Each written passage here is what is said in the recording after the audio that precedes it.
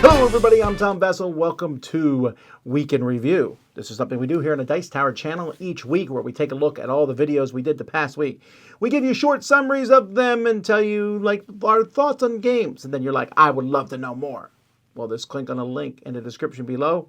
Let's get started. Hey everybody, I'm Garcia. Here's what I did last week. So I reviewed Knarr, which I gave an 8 out of 10 to. This is a really fun card game in which you are going to be doing one of two very simple actions. You're either playing cards, and the more you play of the same color, the more rewards you get. Victory points, going up a little reputation drag that gives you passive victory points, developing a couple of different things. Or if you don't do that, you spend the cards you've played and you claim some land. And so the game has this really interesting build a little engine, try to get really efficient, tear it down, buy some land, build up again. And then the lands themselves, you can churn them for various rewards and victory points and what have you. So the game has a couple of flaws. There's some visual hiccups, I thought. And then just because of the way it works, it's sort of a race to 40 victory points. The end game feels a bit anticlimactic. It's sort of, you see the end coming, you can kind of tell, okay, well, so-and-so's going to win in like 3 turns. There's not a whole lot the rest of us can do. But other than that, it's a punchy game. It's fun. It's exciting. It looks, I mean, the artwork is fantastic. And I really enjoyed this one. It's a big recommend for me. And then the other game I played and reviewed is Explorers of the Woodlands, which I gave a 5.5 to. This one I really want to love.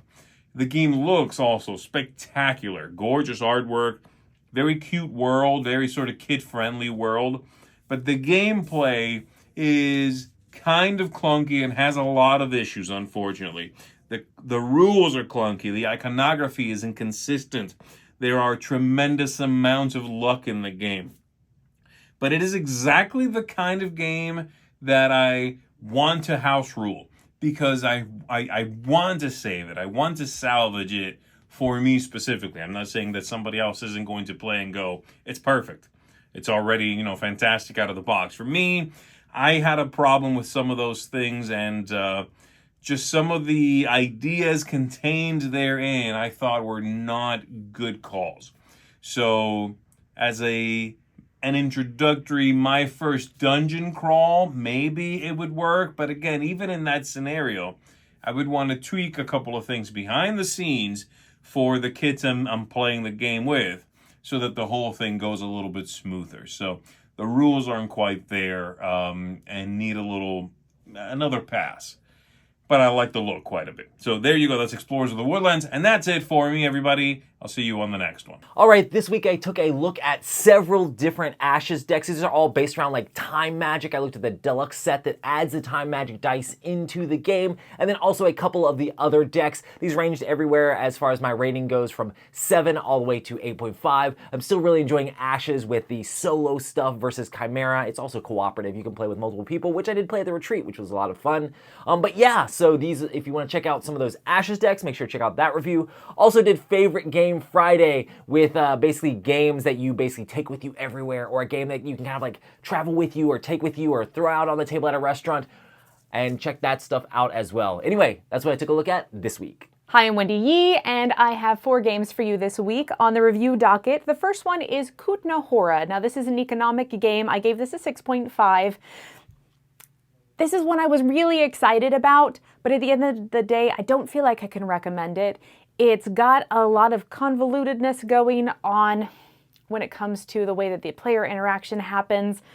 It just isn't good the way that the cards flip over, so I can't quite recommend that.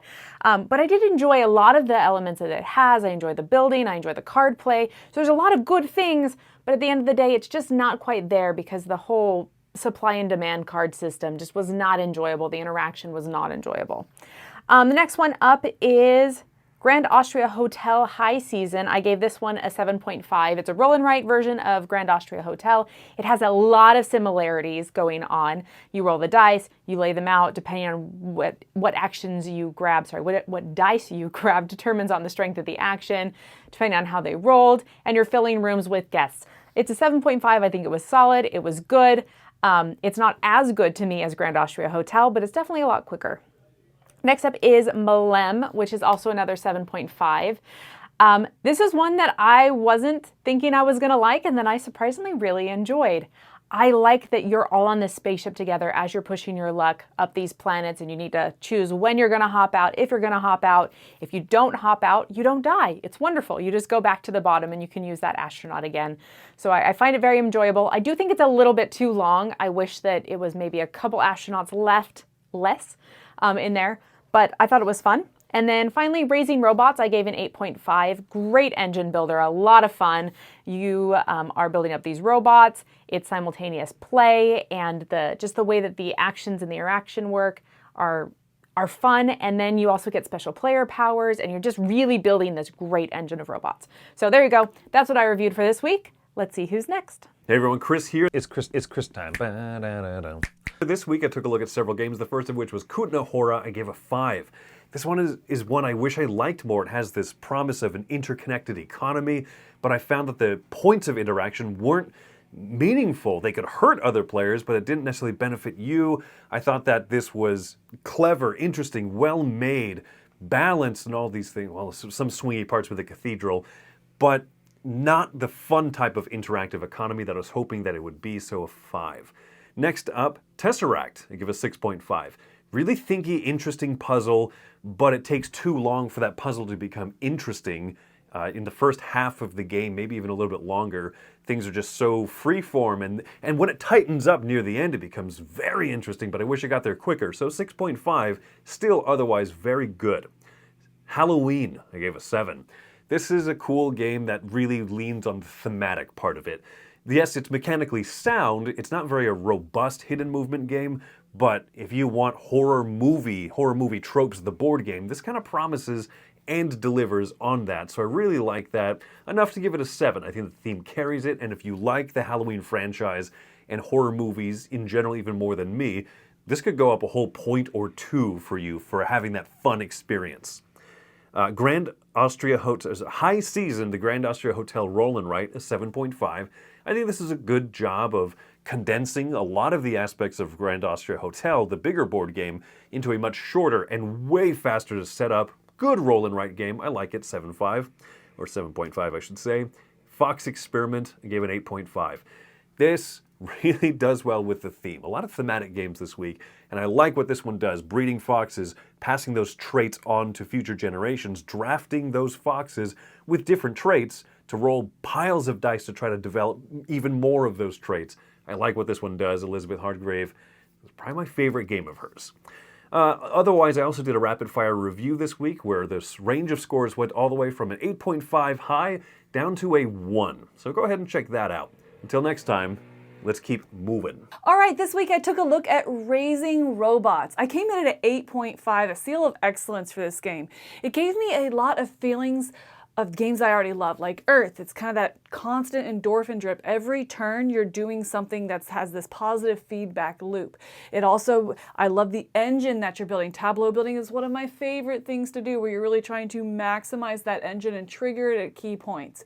I also love the player interaction in this. There's a lot of multiplayer solitaire kind of in this game, as the plays are, or the turns are simultaneous, but there's this shared resource pool, I guess, kind of energy bank that you contribute to, which you really hinge a lot of your movement on. So you're really putting a lot of stock into that and just hoping it works out, that you can get enough energy to trigger your engine at the capacity you want to.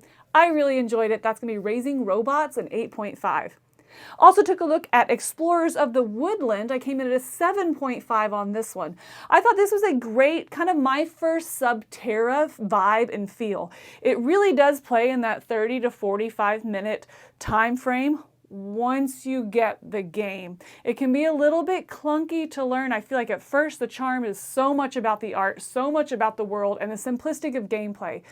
But that second and third play, you find yourself having a couple more questions. Am I doing this right? What does this symbol mean? Why are we treating these two symbols the same that look a little bit different? And you might find yourself having to house rule a little bit. Ultimately, I really enjoyed the play, what the game's bringing to the table. I wish the rulebook was a little more clear. I wish it was more concise, and ultimately had a player aid or just explained the symbols. But Explorers of the Woodland is going to be a 7.5. Okay, everybody, here's what I reviewed this week. First off was Tesseract. Tesseract is a game, kind of a puzzle game with a big cube of cubes. It's kind of fun to say. But it's a fun game. You kind of make a puzzle and try it. It's a cooperative game. The whole thing that got me about this is it can lean into AP. If you have people that really generally get an AP, they could get stuck and locked up. Anyway, gave that a 6.5. Then we did Raising Robots. Raising Robots is a kind of an engine building, tableau building game. Really fun. I think it's a good game with great artwork. I think it's good. I gave that a 7.5. Then also Silver and Gold Pyramids. Silver and Gold Pyramids is a second Silver and Gold, but instead of filling out the entire square with polyominoes, you're kind of making a path to the end of the tomb. I enjoyed this a lot. Gave this an 8.5. I think it does replace Silver and Gold for me. So that is what I reviewed this week. Hey there, everybody. It's Mike DeLisio, and this week I reviewed 4 games. Starting off with Raising Robots, which I gave a 7.5 out of 10. This is a game that has some nice comboific feel to it. It allows you to take some nice, big, exciting turns. I do wonder if it's going to play out relatively similarly over multiple games, and so I'm not sure if it's one that's going to have an incredible staying power, but I do enjoy the game. I do recommend the game. It's a nice production as well. Next up, I reviewed Knarr, which is a relatively small card game, but it is really, really unique. I gave it an 8 out of 10. I feel like this is one that stands out not only because it looks beautiful, because it does have great art and very nice quality cards and things along those lines, but it is clever in certain mechanics. Like when you play a card, what you draw from a kind of a river is going to be dependent upon the card that you play. And that's a neat little twist. And the way that you kind of build up to these bigger turns is very, very satisfying. So a game that I really enjoy, Knarr, an 8 out of 10.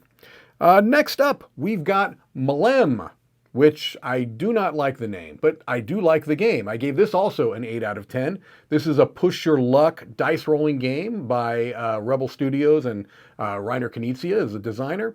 I tend to think that he does very good push your luck dice games, and so this is another in that line. The idea is that you are placing an astronaut onto a rocket that has a particular ability. You're rolling dice, trying to, one person is rolling the dice, trying to move the rocket as far along as possible. At every stop, the different astronauts can jump off the ship, and what kind they chose might give them a boon. Very clever, very fun, beautiful production. And then lastly, I reviewed The Fox Experiment. Outstanding game. I gave this a 9 out of 10. This is a game that I've actually been able to play for a long time because we had early versions of the game. I taught it multiple times at conventions, and so I am very happy that the actual production copy is going to be coming available. Very great, great integration of theme and mechanics. The idea is that you're trying to breed foxes in such a way that it raises the friendliness traits. It was based on an experiment, I believe, in the 50s. So interesting theme, really nice integration of theme through the mechanisms, dice rolling where you're trying to match traits, things along those lines. You're breeding pups that are going to then be parents of other pups. Really, really cool game. That is The Fox Experiment. All right, well, that's going to do it for me. This is Mike DeLisio. Let's keep it moving. All right, at the beginning of the week, we'll play it live. We played Terrorscape, which that play didn't go particularly well, I think, but man, I keep thinking about it, and I may have played it already since as you're watching this. The next day, we then played Dice Throne X-Men, so that's on Kickstarter. I did my boring unboxing. Chris and I took a look at Halloween. I gave this one a 7. This is not a game I'm going to want to play all the time, but it's very, very thematic. From Emerson Matsuuchi and Trick or Treat Games, it is a hidden move type game where one person is Michael Myers trying to kill everybody else on there. MLEM. This is from this is a Reiner Knizia cat game. I just couldn't give this one a very high rating. I give it a 6 because it's okay, but it's everything about the game has been replaced by other games, particularly Celestia, a game called Celestia, and this one, nice components, it's fine, but it just leaves me really flat. I did we did our top 10 memorable game experiences, so check that out. Tesseract. Tesseract, a new cooperative game with a spinning cube with really cool things. Very, very, very mathy, but I liked it. A 7 out of 10 I gave that one.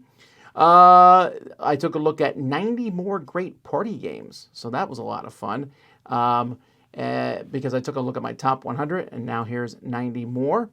The Fox Experiment. This is a great game. Love this one from Elizabeth Hargrave about combining Fox rolling dice. I like it. I might like it more than Wingspan. I gave it an 8.5. And I took a look at 9 quick party game reviews, so 9 different party games, and those ranged from all over, from some lower ones. A lot of them were okay, but 3 of them I enjoyed, so watch that to see which 3. And then Kutná, Hora, the new CGE game about silvers. There's a lot of really cool things, and I like this game, but there's so many little things that keep it from just getting to that 7 for me. This one is just a 6.5. So those are the reviews and different videos we did this week. Lots of stuff. Check it out. Until next time, I'm Tom Vassell, and this has been Week in Review on the Dice Tower.